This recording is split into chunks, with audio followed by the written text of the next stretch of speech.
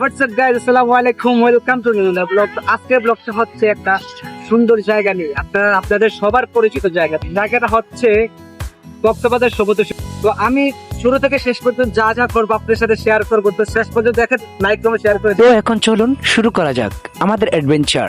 Like guys, চলে আসলাম Chandpur Meher rail স্টেশনে। তো এখান থেকে আমরা ট্রেন দিয়ে চলে যাব চট্টগ্রামের উদ্দেশ্যে। তো আমরা চট্টগ্রাম থেকে আবার চলে যাব ট্রেন দিয়ে কক্সবাজার। তো যেতে যেতে আমরা দেখে পেলাম একটা সানসেট, সেই ওয়াটটা ভিউ।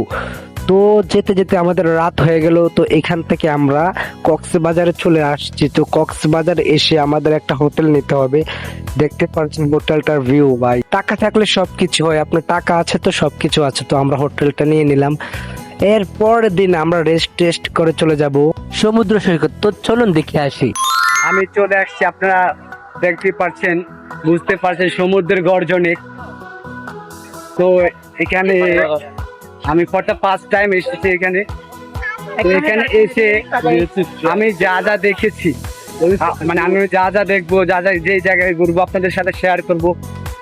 তো আপনারা দেখতে পাচ্ছেন এখানে বিশাল এক সমুদ্র সৈকত।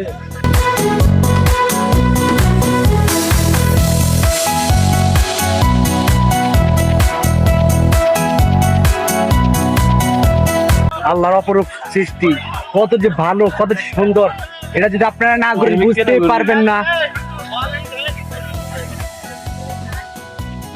কারণ আল্লাহ বলছে, তুমি আমাকে নয় আমার সৃষ্টিকে দেখো। তো এখানে এসে মানুষ কি দেখে আল্লাহ জানে, মানুষ তো এখানে এসে আল্লাহ সৃষ্টিকে দেখে না। তো চলুন ঘুরে আসি সমুদ্র সৈকত। অবশেষে সমুদ্রের মধ্যে নেমে পড়লাম।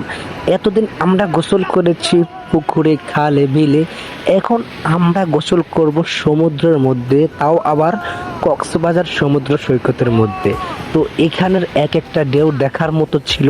তো পুরো ভিডিওটা দেখলে দেখতে পারবেন আমাদের খুনসুটি দুষ্টমি। আমরা যে 5 বন্ধু গিয়েছিলাম, তো আমরা এখানেই দুষ্টমি অনেক করেছি, দেখার মতো ছিল ভাই।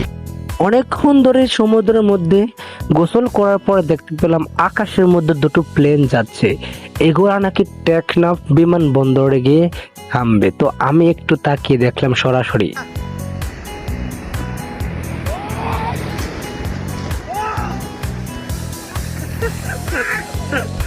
সো গাইজ, সারাদিন সমুদ্রের মধ্যে লাফালাফি হালালি করে চলে আসছে বিকাল বেলায় সমুদ্রের ঠান্ডা হাওয়া খেতে।